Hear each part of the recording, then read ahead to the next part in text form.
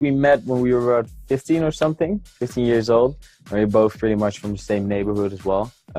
Like I'm from Landsmeer and he's from Amsterdam, the north side of Amsterdam, which is pretty close to each other. So we already knew each other. And then I had a girlfriend who we grew up with, and we started to hang with each other, just chill. And it started off as a joke, like we didn't even thought that we would ended up making music together. It was just two friends making music. I can still see the nature of us just collaborating, you know. It was just Piotr and Zan, just two separate projects. And we started throwing everything together, we started getting bookings and stuff, and then we're like, okay, this is fun, let's take it from here. Then we got out of our parents' attic. We rented a C container studio, which was just like a small box from like 6 meters in length and 2.5 in width. Yeah.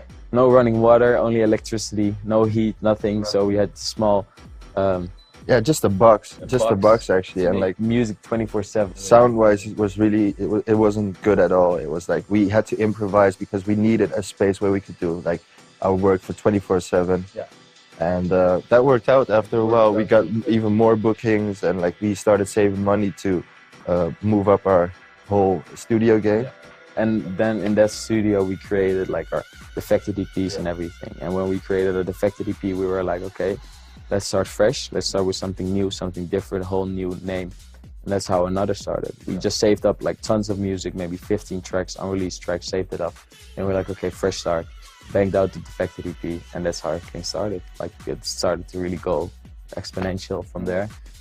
We already had that track laying around for like 2 years almost. That was like in a short amount of time. We made those tracks in a short amount of time, and after a while we signed to Polluted Management, who are really close to Defected as well, and they just sent over the music to Andy Daniel, I think, yeah. And Simon was probably also keen of releasing it, and out of nowhere we heard like, yeah, it's gonna be released on Defected. So from there it was pretty crazy. Like we got a lot of BBC One attention, and for us we were like, we had no clue what BBC One meant, like for music industry at all. So Andy told us like, Andy Mac is gonna play our track, and we were like, yes, who is Andy Mac?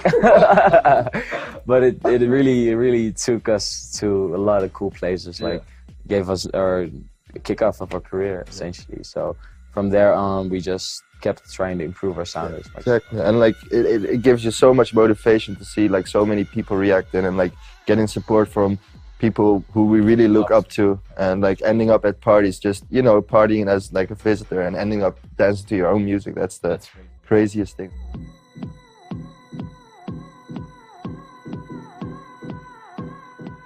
We came to a point where you can get really frustrated when things aren't really working out. But after a while, we found that when things aren't working out, like if you didn't make a good beat for 2 weeks, but you were trying, it's not a bad thing. It's a really good thing that you've been trying that much, because every time you try and it's not succeeding, you crush off options that aren't good. So you're just improving yourself every bad beat you're making. Plus we, like, in the course of the whole growing part of the artist profile, you start to accept that you can't always make a right beat. So as soon as you accept that it's not always good, just let it go, just go on, keep your head straight, and then from there you'll make a good one. Yeah. After a while, like I think we make 9 beats, and one of those might be good. So it's just trial and error, and just keeping your mind clear about not getting frustrated when it's not good.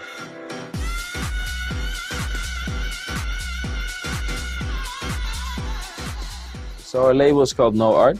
We started it about 7 months ago. We had 6 releases so far. We've only released music of our own till now. We're gonna do a few exciting artists in the next couple of months. Like a lot of artists we've been looking up to our whole start of our career. So that's really exciting. Yeah, next to that, just a lot of cool shows. I think that's just the way of moving forward. And what we like about the whole growing part is like we get to see more of the world as well.